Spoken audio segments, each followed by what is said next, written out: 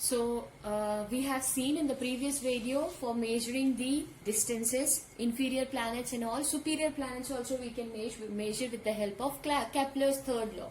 What it states that T square is directly proportional to A cube. We will discuss this in detail when we will talk about gravitation chapter. That's why we are not going into detail of this.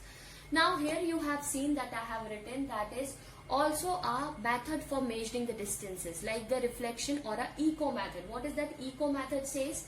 In that you are going to shoot a gun, or from a gun you are going to shoot a bullet. That time you are going to observe the sound when the bullet is fired from the gun and when you are going to hear its echo, right? So here you can simply use the formula that states 2s is equals to v into t. Okay, so from here you can calculate its distance, that is s is equals to v into t upon 2.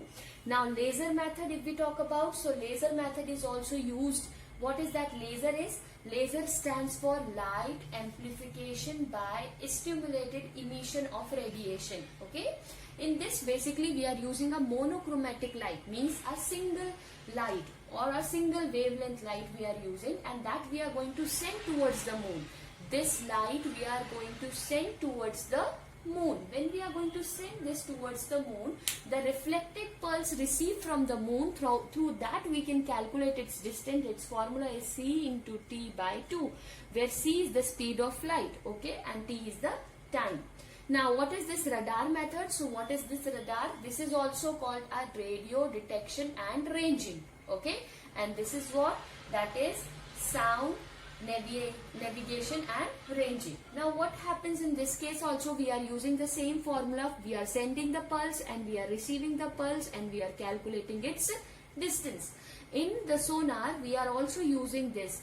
This radar is basically using in the air surveillance and in the militaries and all. We are using radar method. And what is sonar method? We are using this in the ships. We are sending an ultrasonic waves, okay, that is greater than 20,000 hertz, right? We are sending those waves, and once we will find any other ship or any other rock or hill or something in between, that reflected ray will come back and we will come to know, and we can calculate its distance, at what particular distance it is present. So these are the methods which we are using for calculating the distances or length. Now we have seen that what are the direct methods, how we can calculate it, the large distance. Now the question comes, suppose if you have to measure a atom's distance, or we have to measure a radius of an atom and all, what all things we can use. So here we have an atomic radius by Avogadro's hypothesis. What it says is, it says according to this hypothesis that the actual volume occupied by the atom is in 1 gram of a substance is 2/3 of the volume of a 1 gram of a substance. So this is one method. But what we are going to talk about here in indirect method, we are going to talk about the size of a molecule of an oleic acid. How we can calculate the radius, or how we can calculate its thickness, that we are going to see from this method, okay? So now here how we are going to use or find the thickness of an atom, I can say, right? How we are going to find out the thickness of that particular. Okay, we took an oleic acid, okay? Oleic acid is a soapy liquid with large molecular size, okay? What we have done is, we took an oleic acid of 20 centimeter cube, okay? And we have dissolved this, we took a 1 centimeter cube of an oleic acid, okay? We took this oleic acid in 1 centimeter cube of oleic acid we have took, means the volume of this we are telling, and that we have dissolved in 20 centimeter cube of alcohol, okay? We have dissolved this in 20 centimeter cube of alcohol, okay? And after that what we have done is, then we redissolve 1 centimeter cube of this solution in 20 centimeter cube of alcohol. So what we have found here, we have did it twice. We have found here that the concentration of oleic acid in the twice of this we have 1 upon 400 centimeter cube. Okay, this is the concentration of your oleic acid in an alcohol. After that, what we have done is we have took a tray, okay, and in that tray we have poured n drops of solution. We took a tray like this. Okay, first we have took what? We have took an 1 centimeter cube of oleic acid. Okay, and after that we took a 20 centimeter cube. हमने क्या लिया? Alcohol लिया. First we will dissolve these two. First we will dissolve it, and after that twice I have dissolved this 1 centimeter जो अभी हम solution बना चुके थे. Again that solution we have mixed with 20 centimeter cube of alcohol, and after that this is the tray of water. What we have done is we put an n drop, means from this I have put an n drop of this. When we put an n drop of this oleic acid, which is concentrated or which is mixed with an alcohol on a water surface, what will happen? A fine, or we can say a thin film is formed by an oleic acid. Okay, oleic acid के through we can find that there is a film which is formed because over the oleic acid, and this is your water tray. Okay, and what happens? The alcohol get evaporated. सिर्फ क्या बचेगा आपके पास? Oleic acid बचेगा. Okay, when you will see the oleic acid, with the help of graph paper we can calculate its area. With the help of graph paper we can calculate its area.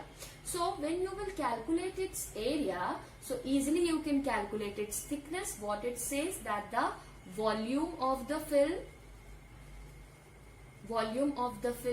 to the area of the film. So area of the film we already know, that is 400.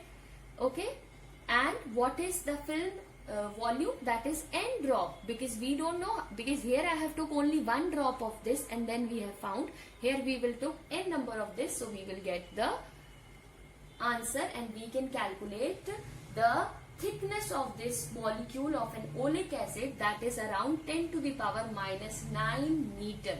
So this way we can use to calculate the thickness or the distance of a molecule or any of the we can say atoms and all. So after that you can see there is a number of list we have. Okay, so this is the method which we are using for measuring such distances.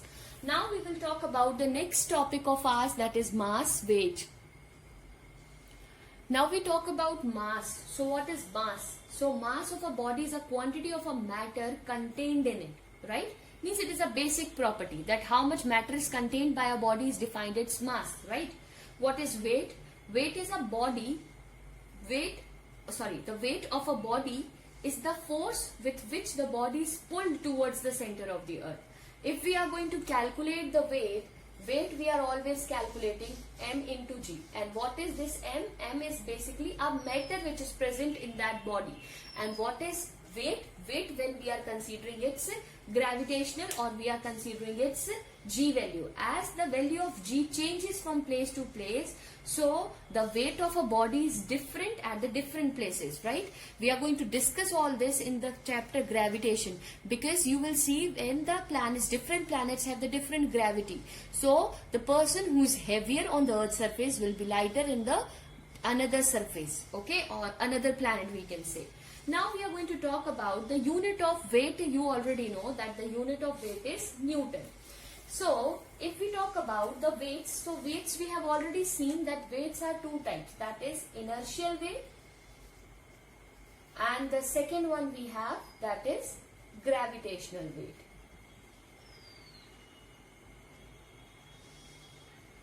Gravitational mass, inertial mass and gravitational mass. This we have talked about in the beginning.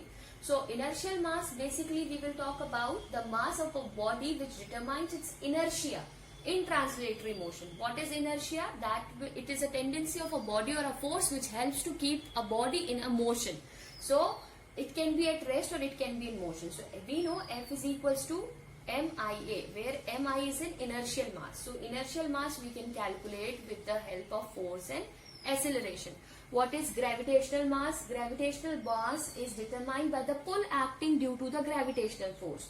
So F is equals to, we have G m into mg, that is the mass of the earth, and this is the mass of yours, and that is r square. So mg we can calculate from here, fr square whole divided by mg. Okay, so now how we can measure this mass? So this mass we can measure with the help of physical balance. Okay, and we can measure this by a spring balance. In 9th class you have seen that we have a spring balance, we are putting a weight, so we can find out the weight of that particular. So this is the device or the thing through which we can calculate the weight. Okay, now the last topic is your measurement of time. Okay, so time, how you can measure? We have already discussed that how we can measure a time. We can measure a time with the help of, so we have already seen how to measure the time. Time basically, according to Einstein, we have already discussed that it's only, he has told that something read by the clock.